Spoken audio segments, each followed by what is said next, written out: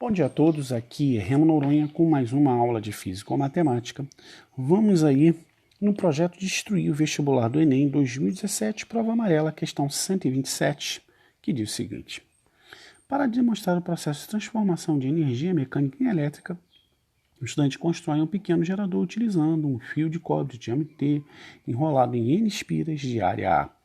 Dois ímãs que criam espaço entre eles um campo magnético de intensidade B, um sistema de engrenagem que permita girar as espiras em torno de um eixo com a frequência F. Ao fazer o gerador funcionar, o estudante teve uma tensão máxima, V, e uma corrente de curto-circuito I. Para dobrar o valor da tensão máxima do gerador, mantendo constante o valor da corrente no circuito I, o estudante deve dobrar o número de espiras, a frequência de giro, a intensidade do campo magnético, a área das espiras ou o diâmetro do fio. Gente, tem toda a cara de que você iria ter que precisar das fórmulas de campo magnético, se por um acaso a sua espira é chata ou é uma solenoide e tudo mais. Aí, poxa, eu comecei a anotar essas fórmulas aí. Quando eu comecei a fazer a questão de fato, fica aquela coisa assim. Repara qual é a pergunta. A pergunta para dobrar a tensão máxima, né? Você quer trabalhar com 2U. Você quer manter uma corrente constante. Gente, olha aqui, ó. Primeira lei de Ohm. Então, ó, você tem U é igual a RI. Então você quer trabalhar com 2U. Então você, mantendo a intensidade de corrente constante, qual vai ser a nova resistência? Dividindo todo mundo por todo mundo aí, né? Então fica 1 sobre 2, I com I vai embora, Rzinho sobre Rzão. Dessa forma, sua nova resistência vai ter que ser o dobro da resistência inicial. Aí, você já tem o teu gerador novo, já tem a corrente. O que você tem que mudar é a resistência. Como é que você pode mudar a resistência? A resistência é dado pelo ρ, pelo comprimento e pela área. Né? Você quer que dobrar isso aí. Gente, tá mudando aqui, mudar o material do seu fio?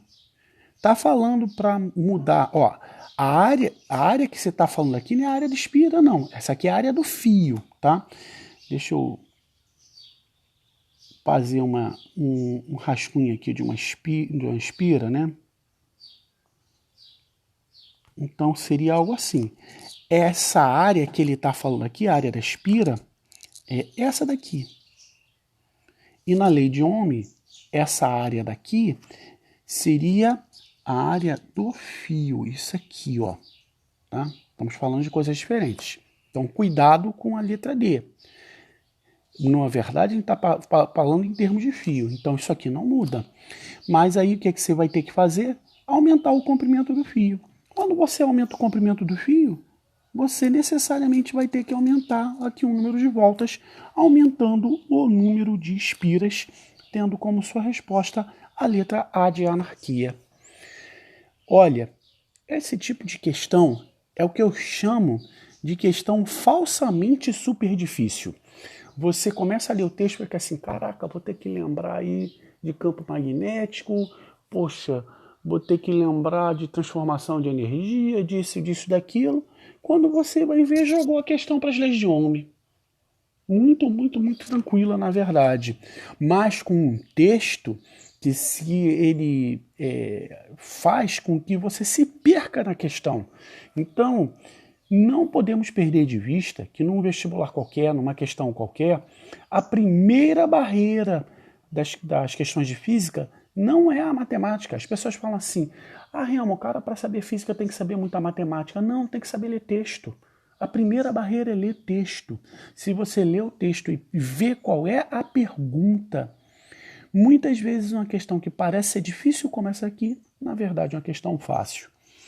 Então, isso tudo dito, com essas dicas dadas, peço para que você deixe aquele like, compartilhe com os amigos se gosta do trabalho, compartilhe com os inimigos se não gosta tanto assim, E para todos, como sempre, aquele abraço.